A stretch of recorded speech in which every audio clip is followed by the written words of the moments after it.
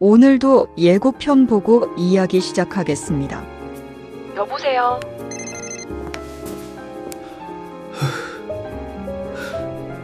살려줘. 토요일 저녁 지훈의 휴대폰이 울렸습니다. 화면에 뜬 번호는 낯설었습니다. 850으로 시작하는 국가번호였습니다. 지훈은 잠시 망설였습니다. 스팸일 거라 생각했습니다. 하지만 뭔가 이끌리듯 통화 버튼을 눌렀습니다. 여보세요? 수화기 너머로 잡음이 들렸습니다. 바람 소리 같기도 했고 먼 곳의 기계음 같기도 했습니다. 그리고 한참 뒤 여자의 목소리가 떨리며 흘러나왔습니다. 저 지훈 씨 맞으세요? 네, 그런데 누구세요? 여자는 대답하지 않았습니다. 대신 숨을 몰아쉬는 소리만 들렸습니다. 지훈은 눈살을 찌푸렸습니다. 장난 전화일까 싶었습니다. 말씀 안 하시면 끊겠습니다. 기다려요. 제발 조금만요. 그 목소리는 울고 있었습니다. 지훈은 손을 멈췄습니다. 뭔가 심상치 않았습니다. 저는 지영 언니와 함께 있었던 사람이에요. 지훈의 손이 굳었습니다. 지영. 그 이름을 듣는 순간 7년 전 기억이 한꺼번에 밀려왔습니다. 누나 지영은 7년 전 어느 날 갑자기 사라졌습니다. 아무 말도 없이 집을 나갔습니다. 가족들은 닷새 동안 미친 듯이 찾아다녔습니다. 경찰에 신고했고 실종자 전단지를 붙였습니다. CCTV를 뒤졌고 친구들을 수소문했습니다. 하지만 아무 단서도 나오지 않았습니다. 결국 가족들은 가출이라는 결론을 내렸습니다. 누나가 스스로 떠난 거라고 믿기로 했습니다. 그게 차라리 덜 아팠으니까요. 엄마는 울다 지쳐 쓰러졌고 아빠는 말수가 줄었습니다. 지훈만이 끝까지 의심했습니다. 누나는 그런 사람이 아니었으니까요. 지영 언니를 아세요? 지훈은 가까스로 입을 열었습니다. 누나가 어디 있어요? 지금 어디 있냐고요? 여자는 또 한 번 흐느꼈습니다. 그리고 떨리는 목소리로 말했습니다. 누니는 북쪽에 있었어요. 저도 그곳에 있었고요. 북쪽. 그 단어가 지훈의 머릿속을 강타했습니다. 무슨 소리예요? 언니는 속았어요. 중국에서 일자리를 준다는 말에 속아서 그렇게 넘어갔어요. 저도 마찬가지였고요. 지훈은 숨이 막혔습니다. 말이 나오지 않았습니다. 제발 믿어주세요. 저는 거짓말하는 게 아니에요. 언니는 정말 그곳에 있었어요. 여자의 목소리는 점점 더 절박해졌습니다. 울음이 섞였습니다. 지훈은 주먹을 쥐었습니다. 손톱이 손바닥에 박혔습니다. 그럼 지금은요? 누나는 지금 어디 있어요? 여자는 대답하지 못했습니다. 수화기 너머로 흐느끼는 소리만 들렸습니다. 그리고 무언가 삐걱거리는 소리가 섞여 들어왔습니다. 누군가 문을 여는 소리 같았습니다. 저 지금은 말 못해요. 들키면 안 돼요. 나중에 다시 연락할게요. 잠깐만요. 누나가 어떻게 됐는지 말해주세요. 하지만 전화는 끊겼습니다.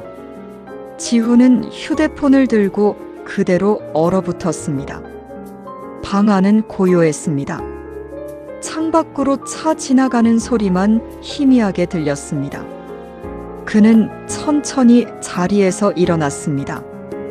거실로 나가 누나의 방 앞에 섰습니다. 7년 동안 아무도 들어가지 않았던 방이었습니다. 문 손잡이는 차가웠습니다. 지훈은 손잡이를 돌렸습니다. 방 안에는 먼지가 쌓여 있었습니다. 책상 위에는 누나의 공책과 펜이 그대로였습니다. 벽에는 오래된 달력이 걸려 있었습니다. 2018년 4월에서 멈춰 있었습니다. 지우는 책상 앞에 앉았습니다. 서랍을 열었습니다. 낡은 수첩과 영수증들이 나왔습니다. 그 아래 접힌 메모지 한 장이 있었습니다. 펼쳐보니 누나의 글씨였습니다. 중국 알바 3개월 급여 300만 원 연락처 10-XXXX-XXXX. 지우는 그 메모를 오래 바라봤습니다. 누나는 가출한 게 아니었습니다. 속은 거였습니다. 누군가에게 끌려간 거였습니다. 그의 눈에서 눈물이 흘러내렸습니다. 7년 동안 억눌렀던 감정이 터져나왔습니다. 휴대폰이 다시 울렸습니다. 문자였습니다. 850번호였습니다. 지영 언니 절 믿어주세요. 제가 말해드릴게요. 지우는 떨리는 손으로 화면을 응시했습니다. 그리고 천천히 답장을 쳤습니다. 누나한테 무슨 일이 있었는지 전부 말해주세요. 제발. 답장은 오지 않았습니다. 지우는 그날 밤 잠들지 못했습니다. 창밖으로 도시의 불빛이 깜빡였습니다. 그는 누나의 메모지를 손에 쥔 채 긴 밤을 견뎠습니다. 진실은 이제 막 드러나기 시작했습니다. 일요일 아침이 밝았습니다. 지우는 잠들지 못한 채 누나의 방에 앉아 있었습니다. 창밖으로 햇빛이 들어왔습니다. 먼지가 빗속에서 천천히 떠다녔습니다. 그는 밤새 누나의 물건들을 살폈습니다. 서랍 속 편지들, 수첩, 낡은 사진들. 7년 전 그날을 재구성하려 애썼습니다. 휴대폰을 확인했습니다. 850번호에서 온 답장은 없었습니다. 지우는 거실로 나갔습니다. 엄마가 부엌에서 아침을 준비하고 있었습니다. 아빠는 소파에 앉아 신문을 보고 있었습니다. 7년 전과 똑같은 일상이었습니다. 엄마, 지훈이 조심스럽게 불렀습니다. 응, 밥 먹을래? 누나 이야기 좀 해도 돼요? 엄마의 손이 멈췄습니다. 아빠도 신문에서 고개를 들었습니다. 두 사람 모두 표정이 굳었습니다. 지훈아, 엄마가 작은 목소리로 말했습니다. 그 이야기는 이제 그만하자. 엄마 힘들어. 저도 알아요. 근데 혹시 누나가 실종되기 전에 중국 쪽 일자리 얘기 들어본 적 없으세요? 아빠가 눈살을 찌푸렸습니다. 무슨 소리야? 지훈은 주머니에서 메모지를 꺼냈습니다. 구겨진 종이를 펼쳐 보였습니다. 누나 방에서 찾았어요. 중국 알바라고 적혀 있어요. 엄마가 다가와 메모지를 받아들었습니다. 손이 떨렸습니다. 이게 지영이 글씨네. 누나가 누구한테 속은 거 아닐까요? 가출이 아니라. 그만해. 아빠가 소리쳤습니다. 지우는 입을 다물었습니다. 7년 전 일을 왜 다시 들춰내냐? 너도 힘들고 우리도 힘들어. 지영이는 스스로 떠난 거야. 그렇게 믿는 게 낫다고. 아빠는 그게 진짜라고 생각해요. 누나가 우리 버리고 도망갔다고요? 아빠는 대답하지 않았습니다. 그저 신문을 접고 방으로 들어가 버렸습니다. 엄마는 메모지를 식탁 위에 내려놓았습니다. 지훈아, 엄마도 모르겠어. 그냥 지영이가 행복하게 살고 있길 바랄 뿐이야. 엄마의 목소리는 지쳐 있었습니다. 지훈은 더 이상 말하지 못했습니다. 가족들은 이미 결론을 내렸습니다. 그게 편했으니까요. 진실을 마주하는 것보다 회피하는 게 덜 아팠으니까요. 지우는 방으로 돌아왔습니다. 휴대폰을 켰습니다. 850번호를 다시 눌렀습니다. 전화는 연결되지 않았습니다. 문자를 보냈습니다. 다시 연락 주세요. 제발. 답장은 오지 않았습니다. 오후가 되었습니다. 지우는 노트북을 켜고 검색을 시작했습니다. 북한 납치, 중국 브로커, 탈북 여성. 수많은 기사가 나왔습니다. 끔찍한 이야기들이었습니다. 한 기사에서 눈길을 끄는 내용을 발견했습니다. 중국 국경지대에서 일자리를 빌미로 여성들을 유인하는 조직이 성행하고 있다. 이들은 피해자를 북한으로 넘긴 뒤 노동력으로 착취하거나 강제 결혼시킨다. 지우는 화면을 오래 응시했습니다. 손이 떨렸습니다. 누나도 그렇게 당한 걸까요? 그는 더 찾아봤습니다. 북한 인권단체, 납북 피해자 지원센터, 관련 NGO, 연락처를 적었습니다.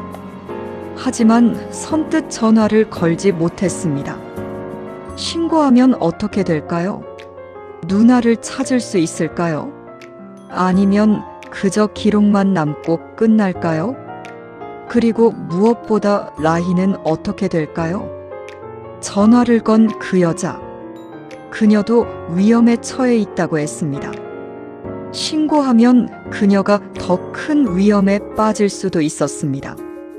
지우는 머리를 감싸쥐었습니다. 저녁 무렵 휴대폰이 울렸습니다. 문자였습니다. 850번호였습니다. 내일 새벽 3시에 전화할게요. 그때만 안전해요. 지우는 재빨리 답장을 보냈습니다. 알겠습니다. 꼭 기다리겠습니다. 그날 밤 지우는 잠들지 않았습니다. 시계를 보며 시간을 셌습니다.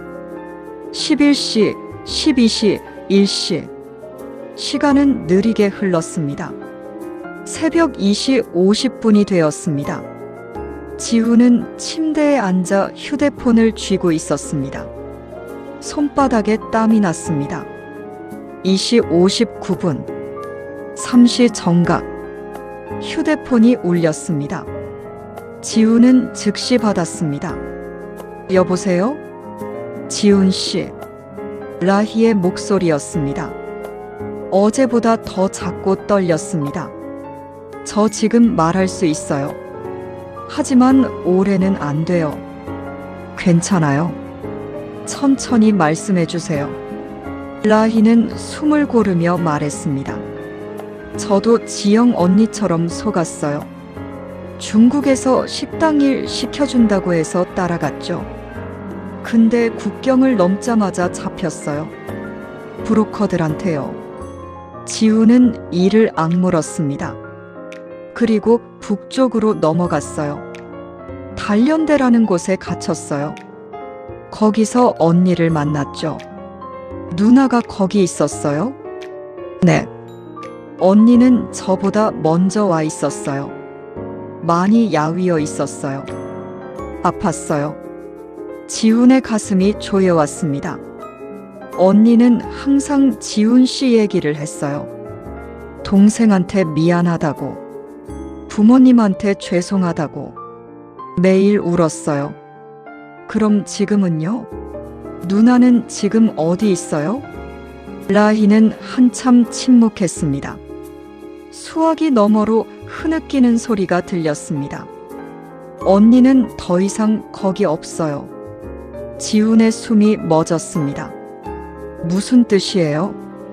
제가 다 말씀드릴게요. 하지만 지금은 안 돼요. 들키면 저도 끝이에요.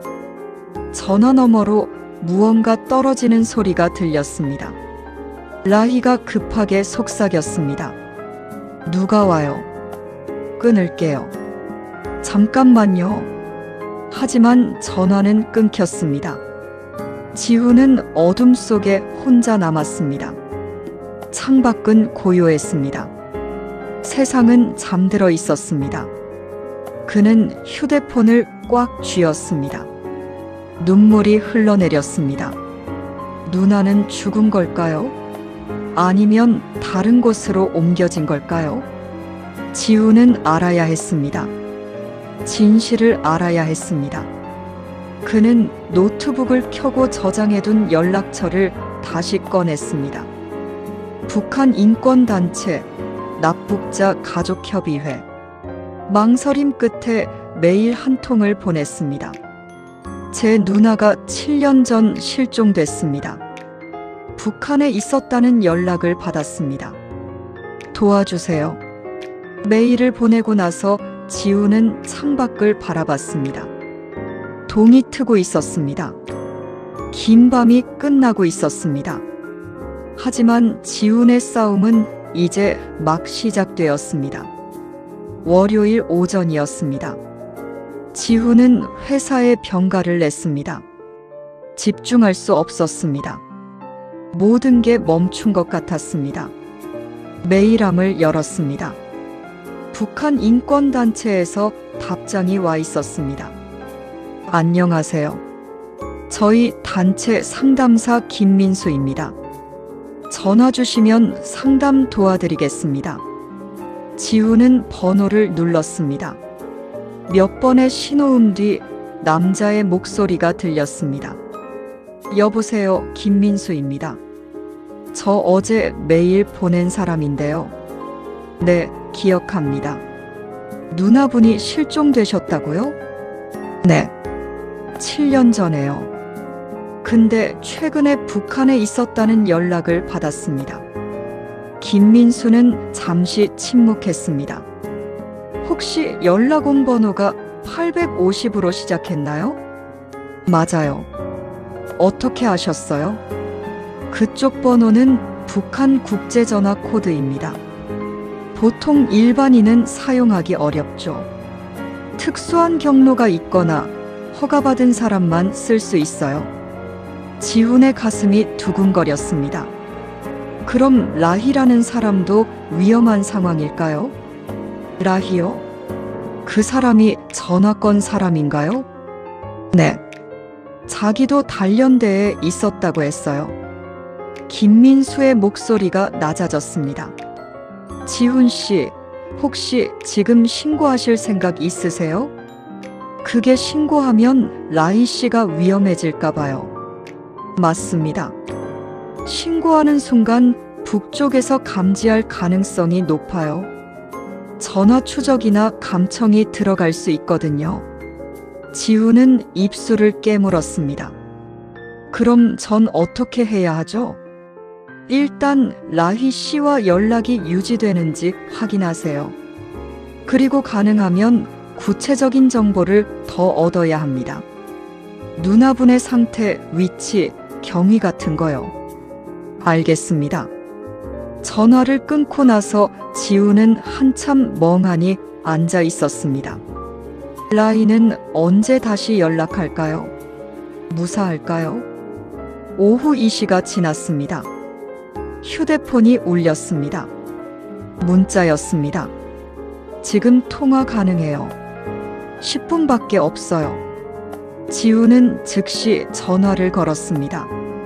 첫 신호에서 바로 연결되었습니다. 지훈 씨. 라희의 목소리는 더 약해져 있었습니다. 괜찮으세요? 아니요. 어제 들킬 뻔했어요. 보위부 사람들이 돌아다니고 있어요. 보위부요? 감시하는 사람들이에요. 여기선 모든 게 감시돼요. 지우는 주먹을 쥐었습니다. 라희 씨, 누나 얘기 좀 더 해주세요. 제발요. 라희는 한참 숨을 고르다가 말했습니다. 언니는 단련대에서 일하다가 쓰러졌어요. 영양실조였어요.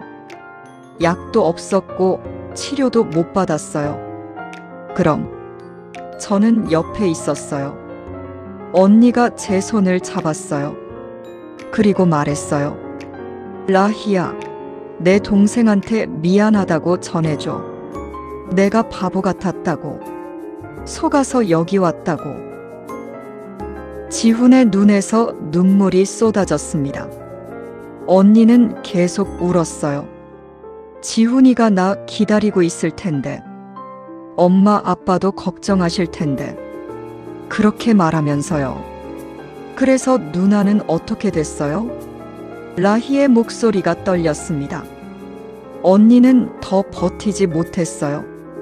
제 품에서 눈을 감았어요. 지훈은 소리내어 울었습니다. 언제요? 언제 그런 일이 있었어요? 작년 겨울이었어요. 눈이 많이 내렸던 날이었어요.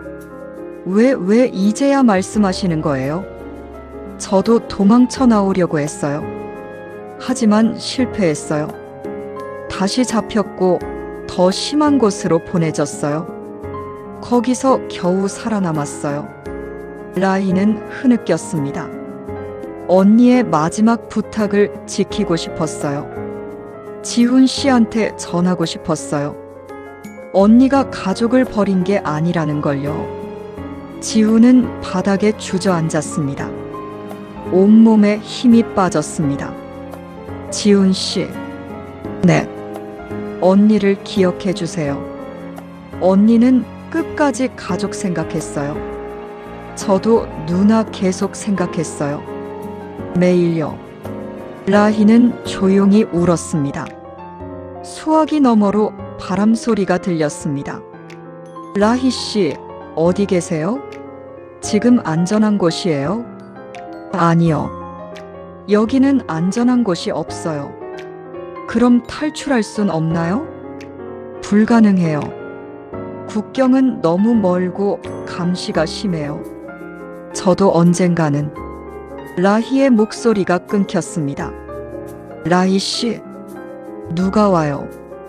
끊어야 해요. 잠깐만요. 언제 또 연락할 수 있어요? 모르겠어요. 이번이 마지막 일 수도 있어요. 그런 말 하지 마세요. 지훈 씨, 언니를 기억해 주세요. 그리고 저도요. 라희 씨, 전화가 끊겼습니다.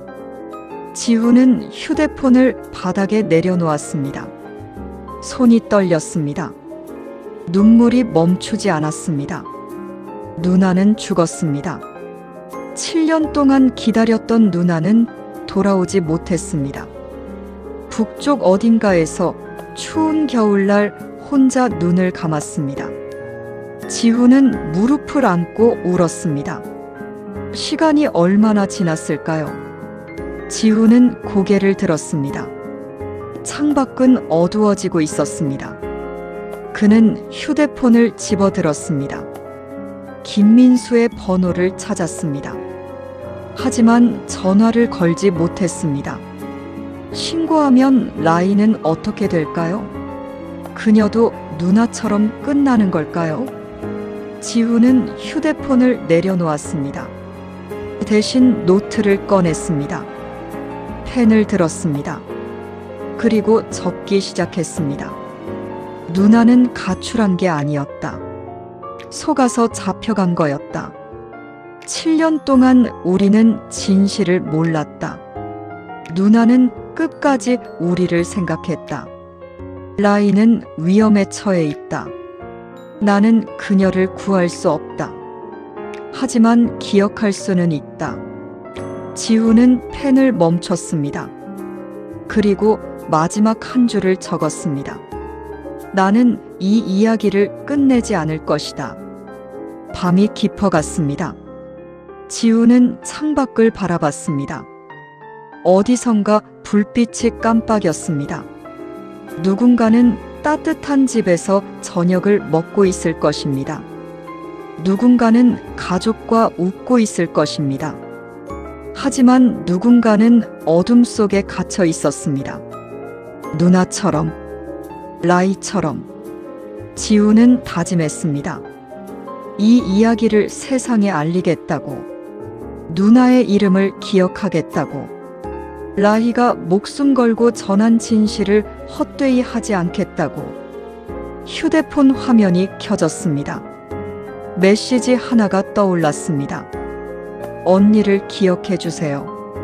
지훈은 화면을 오래 바라봤습니다. 그리고 천천히 고개를 끄덕였습니다. 화요일 아침 지훈은 집을 나섰습니다. 목적지는 서울 마포구에 있는 북한 인권단체 사무실이었습니다. 김민수가 직접 만나자고 했습니다. 지하철을 타고 1시간을 달렸습니다. 창밖 풍경이 빠르게 지나갔습니다. 지훈은 창에 비친 자신의 얼굴을 봤습니다. 눈이 퉁퉁 부어 있었습니다. 사무실은 낡은 건물 3층에 있었습니다. 문을 열자 좁은 공간이 나왔습니다. 책상 몇 개와 파일, 캐비닛이 전부였습니다. 벽에는 실종자 사진들이 붙어 있었습니다. 김민수가 일어나 악수를 청했습니다. 지훈 씨, 오시느라 고생하셨어요. 아닙니다. 앉으세요. 커피 드릴까요? 괜찮습니다. 지훈은 의자에 앉았습니다. 김민수는 노트북을 열었습니다. 어제 통화 내용 다시 정리해 볼까요? 누나분이 중국에서 일자리 제안을 받고 출국했다고 하셨죠? 네. 누나 방에서 메모를 찾았어요. 지훈은 주머니에서 메모지를 꺼내 보였습니다. 김민수는 사진을 찍었습니다. 이런 케이스가 많아요. 브로커들이 SNS나 구인 광고로 접근하죠. 중국 식당, 공장, 가사 도우미 같은 일을 제안해요. 급여도 높게 제시하고요. 그럼 국경을 넘자마자 네, 여권을 빼앗기고 강제로 북한으로 넘어가는 경우가 많습니다.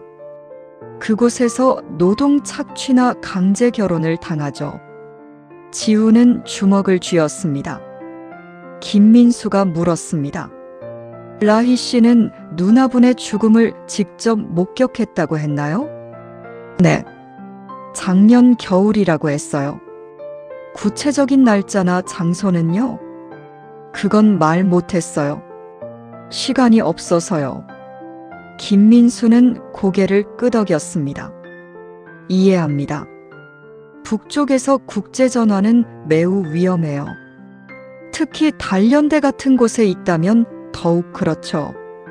라희 씨를 도울 방법은 없나요? 김민수는 잠시 침묵했습니다. 솔직히 말씀드리면 어렵습니다. 북한 내부에서 구출하는 건 거의 불가능해요. 탈북 루트도 점점 막히고 있고요. 지훈의 어깨가 축 처졌습니다. 하지만 기록은 남길 수 있어요. 김민수가 말했습니다. 누나분의 실종 사건과 라희 씨의 증언을 공식 문서로 남기는 거예요. 언젠가 통일이 되거나 상황이 바뀌면 그때 진실을 밝힐 수 있죠. 그게 의미가 있을까요? 있습니다. 지금 우리가 할 수 있는 최선이에요. 지훈은 고개를 숙였습니다. 김민수가 덧붙였습니다. 그리고 지훈 씨, 이 일을 알리는 것도 중요해요. 같은 피해를 막을 수 있거든요. 어떻게요? 언론 인터뷰나 증언 활동이요. 누나분의 사연을 공개하면 다른 사람들에게 경각심을 줄 수 있어요. 지훈은 잠시 생각했습니다. 가족들이 반대할 것 같아요. 그럴 수 있죠. 하지만 천천히 설득해 보세요. 시간을 두고요. 지훈은 고개를 끄덕였습니다. 사무실을 나와 거리를 걸었습니다. 하늘은 흐렸습니다. 사람들이 바쁘게 지나갔습니다. 지훈은 발걸음을 멈추고 하늘을 올려다봤습니다. 누나는 이 하늘 아래 어딘가에 묻혔을 것입니다. 이름도 없이, 무덤도 없이. 휴대폰이 울렸습니다. 라희였습니다. 지훈은 재빨리 받았습니다. 라희 씨, 지훈 씨. 목소리가 달랐습니다. 더 약하고 더 떨렸습니다. 괜찮으세요? 아니요. 어제 밤에 조사받았어요. 누구랑 통화했냐고 물었어요. 뭐라고 대답하셨어요? 가족이라고 했어요. 믿지 않았지만 증거가 없어서 넘어갔어요. 지훈은 가슴이 철렁했습니다. 라희 씨, 이제 전화하지 마세요. 위험해요. 알아요. 근데 마지막으로 하고 싶은 말이 있어요. 뭔데요? 라희는 한참 침묵했습니다. 그리고 조용히 말했습니다. 저도 곧 여기서 없어질 수도 있어요.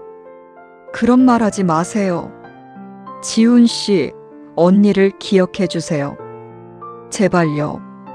언니는 가족을 버린 게 아니에요. 끝까지 사랑했어요. 알아요. 알고 있어요. 그리고 저도 기억해 주세요. 저도 한때는 꿈이 있었어요. 평범하게 살고 싶었어요. 지훈의 눈에서 눈물이 흘렀습니다. 꼭 기억할게요. 약속해요. 고마워요, 지훈 씨. 라희의 목소리가 멀어졌습니다. 안녕히. 전화가 끊겼습니다. 지훈은 그 자리에 서서 한참을 울었습니다. 지나가는 사람들이 쳐다봤습니다. 하지만 지훈은 신경 쓰지 않았습니다. 저녁이 되어 집으로 돌아왔습니다. 엄마와 아빠가 거실에 앉아 있었습니다. 지훈을 보자 엄마가 물었습니다. 어디 갔었어? 북한 인권단체 다녀왔어요. 아빠의 표정이 굳었습니다. 왜? 누나 일 때문에요. 지훈은 소파에 앉았습니다. 두 손을 모았습니다. 엄마, 아빠, 누나는 가출한 게 아니에요. 속아서 북한으로 끌려갔어요. 지훈아. 그리고 작년에 거기서 돌아가셨어요. 함께 있었던 사람이 제게 연락했어요. 엄마의 얼굴이 하얗게 질렸습니다. 그게 무슨 소리야? 지훈은 메모지를 꺼냈습니다. 그리고 라희와 나눈 대화를 차근차근 설명했습니다. 아빠는 아무 말 없이 들었습니다. 엄마는 손으로 입을 막았습니다. 누나는 끝까지 우리 생각했대요. 미안하다고 동생한테 전해달라고 했대요. 엄마가 울기 시작했습니다. 우리 지영이가 그렇게. 아빠도 고개를 숙였습니다. 어깨가 떨렸습니다. 지훈은 말을 이었습니다. 저는 누나 이야기를 알릴 거예요. 같은 일이 반복되지 않게요. 지훈아, 그건 엄마, 아빠, 누나를 기억하고 싶어요. 제대로요. 엄마와 아빠는 대답하지 못했습니다. 지훈은 방으로 들어갔습니다. 책상 앞에 앉아 노트를 폈습니다. 그리고 적기 시작했습니다. 2018년 4월 누나 지영은 중국 일자리 제안을 받고 출국했다. 하지만 국경에서 브로커에게 속아 북한으로 넘어갔다. 단련대에 갇혔고 7년간 고통받았다. 2024년 겨울 영양실조로 사망했다. 라희는 누나와 함께 있었다. 그녀는 목숨을 걸고 나에게 진실을 전했다. 지훈은 펜을 멈췄습니다. 창밖으로 별이 보였습니다. 누나도 같은 별을 봤을까요? 지훈은 조용히 속삭였습니다. 누나, 이제 알았어. 누나는 나쁜 사람이 아니었어. 그냥 운이 나빴던 거야. 미안해. 7년 동안 몰라서. 이제 제대로 기억할게. 약속해. 밤은 깊어갔습니다. 지훈은 노트를 덮고 잠자리에 들었습니다. 꿈속에서 누나가 나타났습니다. 웃고 있었습니다. 건강한 모습이었습니다. 누나가 말했습니다. 지훈아, 고마워. 지훈은 대답했습니다. 누나 사랑해. 한 달이 지났습니다. 라희의 번호는 더 이상 연결되지 않았습니다. 지훈은 매일 전화를 걸어봤습니다. 하지만 신호조차 가지 않았습니다. 김민수에게 물었습니다. 라희 씨가 어떻게 된 걸까요? 이동됐거나 휴대폰을 압수당했을 겁니다. 최악의 경우는 김민수는 말을 잇지 못했습니다. 지훈은 알고 있었습니다. 라희도 누나처럼 끝났을 수도 있다는 걸요. 하지만 포기하지 않기로 했습니다. 11월 말 지훈은 첫 증언 활동을 했습니다. 작은 세미나실에서 열린 북한 인권 포럼이었습니다. 참석자는 30명 정도였습니다. 활동가들, 탈북민들, 기자들이었습니다. 지훈은 단상에 섰습니다. 손이 떨렸습니다. 목소리도 떨렸습니다. 안녕하세요. 저는 이지훈입니다. 마이크를 잡은 손에 땀이 났습니다. 제 누나는 7년 전 실종됐습니다. 가족들은 가출이라고 생각했습니다. 하지만 진실은 달랐습니다. 지훈은 준비한 원고를 받습니다. 누나는 중국 일자리 제안에 속아 출국했습니다. 국경에서 브로커에게 납치됐고 북한으로 끌려갔습니다. 단련대라는 곳에 갇혔습니다. 청중은 조용히 들었습니다. 누나는 7년간 그곳에서 고통받았습니다. 그리고 작년 겨울 영양실조로 사망했습니다. 지훈의 목소리가 갈라졌습니다. 함께 있었던 분이 저에게 연락해줬습니다. 누나의 마지막 말을 전해줬습니다. 동생에게 미안하다고요. 청중 사이에서 흐느끼는 소리가 들렸습니다. 누나는 가족을 버린 게 아니었습니다. 끝까지 우리를 사랑했습니다. 하지만 우리는 7년 동안 그 사실을 몰랐습니다. 지훈은 고개를 들었습니다. 저는 이 이야기를 알리려고 합니다. 같은 일이 반복되지 않게요. 그리고 누나를, 라희 씨를 기억하려고 합니다. 박수가 터져 나왔습니다. 지훈은 단상에서 내려왔습니다. 다리에 힘이 없었습니다. 한 탈북 여성이 다가왔습니다. 고맙습니다. 용기 내주셔서요. 아닙니다. 저도 비슷한 일을 겪었어요. 친구를 잃었죠. 당신 누나처럼요. 여성의 눈에서 눈물이 흘렀습니다. 우리가 기억하는 게 중요해요. 그들이 헛되이 죽지 않게요. 지훈은 고개를 끄덕였습니다. 12월이 왔습니다. 지훈은 북한 인권단체에서 자원봉사를 시작했습니다. 주말마다 사무실에 나가 실종자 가족들을 상담했습니다. 비슷한 사연이 많았습니다. 중국에서 일하다 연락이 끊긴 딸, 브로커에게 속아 넘어간 아내, 탈북 시도 중 북송된 언니. 지훈은 그들의 이야기를 들어줬습니다. 함께 울었습니다. 저도 7년간 기다렸어요. 누나가 돌아올 줄 알았죠. 이제는 알아요. 누나가 돌아오지 못한다는 걸요. 하지만 기억할 수 있어요. 그게 우리가 할 수 있는 일이에요. 사람들은 고개를 끄덕였습니다. 어느 토요일 오후였습니다. 지훈은 사무실에서 파일을 정리하고 있었습니다. 김민수가 다가왔습니다. 지훈 씨, 잠깐 얘기 좀 할까요? 네.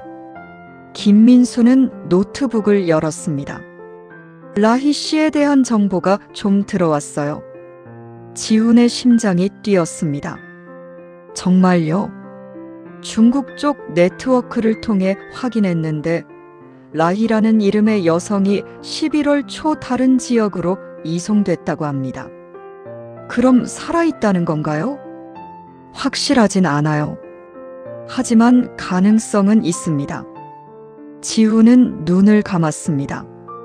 눈물이 흘렀습니다. 라희 씨 살아있었으면 좋겠어요. 저도요. 김민수가 덧붙였습니다. 언젠가 상황이 바뀌면 그녀를 찾을 수도 있어요. 그때까지 기록을 남기는 거죠. 알겠습니다. 그날 저녁 지훈은 집으로 돌아왔습니다. 엄마가 부엌에서 저녁을 준비하고 있었습니다. 아빠는 거실에 앉아 TV를 보고 있었습니다. 엄마, 제가 할게요. 괜찮아. 엄마가 할게. 지훈은 엄마 옆에 섰습니다. 함께 채소를 썰었습니다. 지훈아. 네. 지영이 사진 좀 꺼내놓으려고. 지훈은 손을 멈췄습니다. 진짜요? 응. 숨길 필요 없잖아. 우리 딸인데. 엄마의 목소리는 떨렸지만 단단했습니다. 누나 좋아할 거예요. 그래. 엄마도 그렇게 생각해. 식사 후 엄마는 누나의 사진을 꺼냈습니다. 고등학교 졸업사진이었습니다. 누나는 웃고 있었습니다. 밝은 얼굴이었습니다. 아빠가 사진을 오래 바라봤습니다. 지영아, 미안하다. 아빠가 못 지켜줘서, 못 찾아줘서. 아빠는 사진을 가슴에 안았습니다. 지훈도 눈물을 흘렸습니다. 세 사람은 오래 울었습니다. 크리스마스가 다가왔습니다. 지훈은 누나의 방을 정리했습니다. 오래된 옷들, 책들, 일기장들 하나하나 살펴봤습니다. 일기장 마지막 페이지에 누나의 글이 있었습니다. 2018년 4월 10일 중국에서 일할 기회가 생겼다. 3개월만 다녀오면 300만 원을 벌 수 있다고 한다. 그 돈으로 엄마 생신 선물 사드리고 지훈이 대학 등록금도 보태야지. 조금만 힘내자. 지훈은 일기장을 꼭 안았습니다. 누나, 나 때문에 그런 거였구나. 미안해. 정말 미안해. 지훈은 한참을 울다가 노트를 꺼냈습니다. 그리고 적었습니다. 누나는 가출한 게 아니었다. 구조받지 못한 사람이었다. 라희는 목숨을 걸고 진실을 전했다. 그녀도 구조받지 못했다. 나는 이들을 기억할 것이다. 평생. 그리고 같은 일이 반복되지 않도록 노력할 것이다. 이것이 남겨진 사람의 약속이다. 크리스마스 이브였습니다. 지훈은 북한 인권단체에서 열린 추모 모임에 참석했습니다. 실종자 가족들이 모여 촛불을 켰습니다. 한 사람씩 돌아가며 이름을 불렀습니다. 김영희, 박수진, 이지영. 지훈이 누나의 이름을 불렀습니다. 목소리가 떨렸습니다. 그리고 라희. 촛불이 바람에 흔들렸습니다. 하지만 꺼지지 않았습니다. 지훈은 하늘을 올려다봤습니다. 별이 빛나고 있었습니다. 누나, 라희 씨, 잘 지내고 계시죠? 저는 여기서 열심히 살게요. 두 분을 기억하면서요. 언젠가 다시 만날 수 있겠죠? 바람이 불었습니다. 따뜻한 바람이었습니다. 지훈은 미소 지었습니다. 그리고 촛불을 바라보며 조용히 기도했습니다. 모든 이들이 자유롭기를, 모든 이들이 사랑받기를, 모든 이들이 기억되기를. 2년 후, 지훈은 북한 인권단체의 정식 활동가가 되었습니다. 매일 실종자 가족들을 만났습니다. 그들의 이야기를 기록했습니다. 누나의 사진은 거실 벽에 걸려 있었습니다. 엄마와 아빠는 매일 그 앞에서 인사했습니다. 지영아, 잘 자. 라희의 소식은 들리지 않았습니다. 하지만 지우는 포기하지 않았습니다. 언젠가 그녀가 살아있다는 소식이 올 거라고 믿었습니다. 그리고 그날이 올 때까지 지우는 계속 기억할 것입니다. 누나를, 라희를, 이름 없이 사라진 모든 이들을. 그것이 남겨진 사람의 의무였습니다. 그것이 사랑하는 사람을 위한 마지막 선물이었습니다.